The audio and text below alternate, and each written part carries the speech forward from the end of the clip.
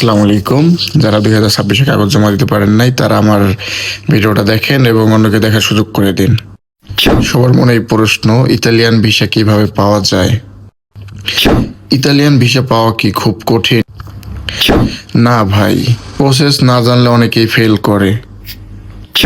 Italy যাওয়ার জন্য কয়েকটা মেন ভিসা আছে, যেমন স্টুডেন্ট ভিসা, কাজের ভিসা, ফ্যামিলি ভিসা। সবচেয়ে কমন হলো স্টুডেন্ট ভিসা, কাজের ভিসা। এবার প্রশ্ন থাকতে পারে আপনাদের মনে যে এগুলো স্টুডেন্ট ভিসা, কাজের ভিসা কিভাবে আমি পাবো? স্টুডেন্ট ভিসা পেতে লাগে offer letter, bank balance, document. অনেকেই বলে থাকেন কাজের ভিসা স্পন্সরে লাগে ইতালি থেকে।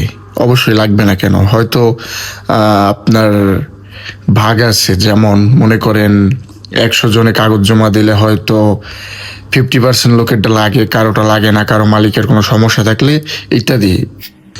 কিভাবে টাকা দিলেই ইতালিয়ান ভিসা হয়ে যায়, কিন্তু অ্যাকচুয়ালি প্রপার প্রসেস ফলো করতে হয়।